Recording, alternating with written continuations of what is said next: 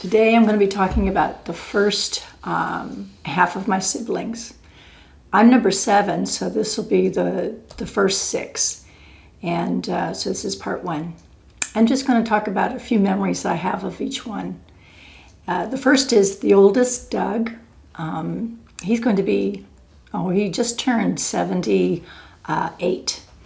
And just the few memories that I have of him, I remember he used to have a money jar in his bedroom, and we would steal in and think, surely he's not going to miss a few nickels and a few dimes. I don't know if he ever did, but after a while, I'm sure he did miss those few nickels and dimes because his money jar kind of went down a little bit. But I'm going to think this next memory was probably my most embarrassing memory of my older brother, because he went to community college and he was in a play, and I don't remember the name of the play, but it must have been something like Shakespeare, because I remember he wore tights, and I remember it was after the play and he was in the lobby and he was in his tights. First time I ever saw my brother in tights, and you know how tight tights are. And I was old enough to look at my brother and think, oh my gosh. I was doing this. Brother, go away, go away. So I must have been old enough to understand what tights looked like. They were tight. And then there's my oldest sister, Linda. She's 76. And I really don't have any memories of her growing up. She left home when she was 17. There was some bad things going on in the home, so she left home when she was 17 and lived with one of my aunts. But we got to know each other as adults. And in fact, we lived with them when we moved to Arizona, and before we actually moved into the house that we bought. And we became close as adults. So it's a shame that I don't have those memories, but we've become close as adults, and so I have good memories in Arizona. We lived there 3 years before we moved back to Missouri, and I enjoyed that time getting to know her as an adult. And then there's Vicki, who passed away this year of 2021, February. Again, I don't have any memories growing up as a child with her. She moved out and lived with an aunt in Sacramento. But I did at 16. I remember babysitting for her one summer. And then again, I moved from San Diego to Sacramento when I was 26. And actually got a job where she worked at Vision Service Plan, and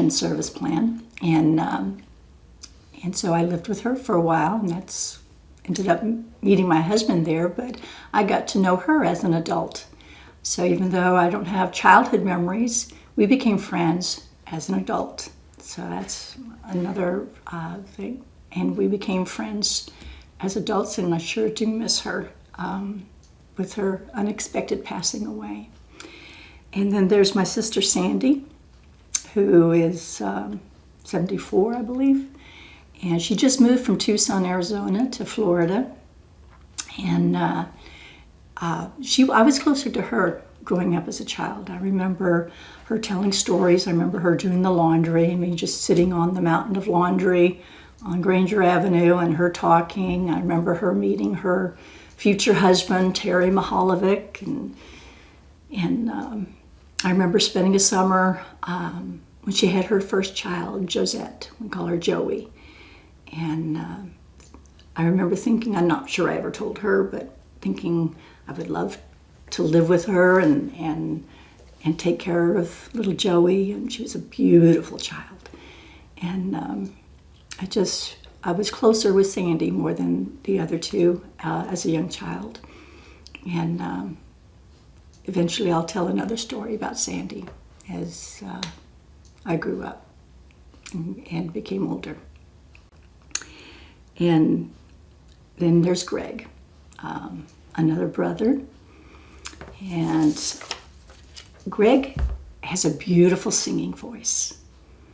He was also a big tease. He would do things with us younger girls and like just was a big tease, tie us up and then walk away and leave us tied up to a chair or something and tell us spooky stories. But when he went away to the service, he went to Japan, Okinawa, I think, and he would sing and send us home tapes, and we would listen to them. And then when he'd come home, him and Yvonne, a younger sister, another one that had a beautiful voice. I guess they got that from our mother. And they would harmonize. He would play the guitar, and they would just both sing so beautifully. Unfortunately, I did not get that that skill from my mom. We used to just love to listen to him, and that was just a great memory that I have of my brother Greg. And then our brother, next in line is our brother Gary, who is 3 years older than me, but unfortunately we lost him at a really young age, in 1970 at 20 years old. First of all, Gary had a wonderful sense of humor. He was so funny. He could make everyone laugh. He's just a big goofball. And we had very few of the old film of him making jokes and doing goofy things. And he looks most like my youngest sister, Debbie. Very much like he had like strawberry blonde hair. And unfortunately, he got into drugs, and he just was one of these that kept trying to find himself. And he had a big crush on one of my high school friends, Glinda, and she didn't return his unrequited love, and it just crushed him. And he just unfortunately had an accidental overdose, and that's how he died at such a young age of 20, and we lost him. And I kept wondering to this day, what might he have become? And we just missed the heck out of him. And those are the top 6 of my siblings.